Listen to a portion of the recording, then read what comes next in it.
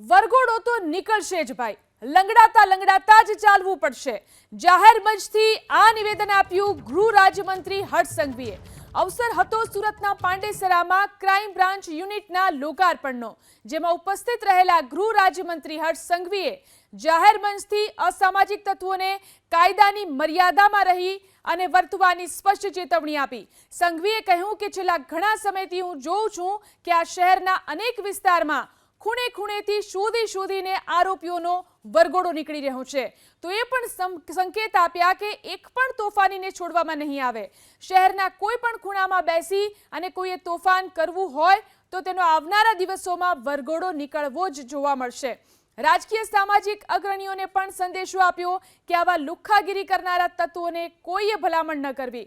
વધુમાં કહ્યું કે તમે ગમે તેટલી પૂજા કરો, પણ જો આવા શખ્સની ભલામણ કરો તો પૂજા વ્યર્થ છે। હમણાં જે વરઘોડા નીકળે છે તે ખૂબ સારા નીકળે છે અને આરોપીઓને ચાલવાની પણ તકલીફ પડે છે। આ માટે ક્રાઇમ બ્રાન્ચના જેસીપી અને ડીસીપીની ટીમને અભિનંદન આપું છું। આ સાથે એમ પણ કહ્યું કે ડ્રગ્સને લઈ રાજકીય સ્ટંટબાજી કરનારા લોકો ગુજરાતનો દુષ્પ્રચાર કરે છે।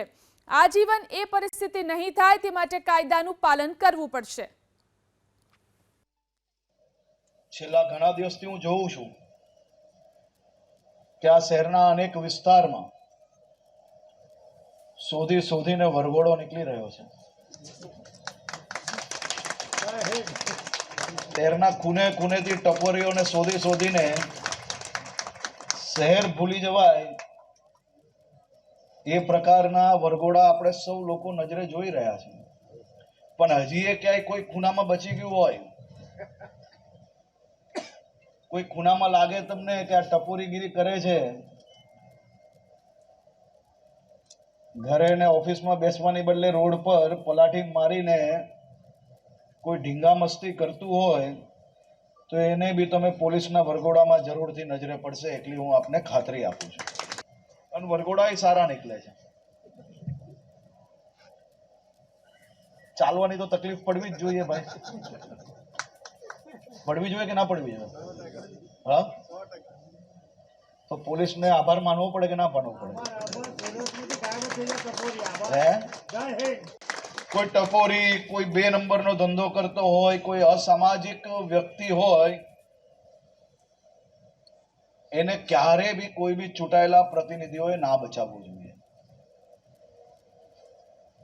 અને એને બચાવનાર બી વ્યક્તિઓને ક્યારેય આપણે લોકોએ સમાજના એક બી અગ્રણીઓ જો એને છોડે કે જો આ પ્રકારના વ્યક્તિની તમે બી કોઈ ભલામણ કરો છો તો સમજજો કે આ પાપમાંથી ક્યારેય આપણે નથી છૂટવાનું। સવારથી સાંજ ગમે તેટલી પૂજા કરશો ને કઈ કામ નહીં આવે જો આ પ્રકારના લોકોને બચાવવા જશો। આ સમાજ માટેનું સૌથી મોટું દૂષણ છે।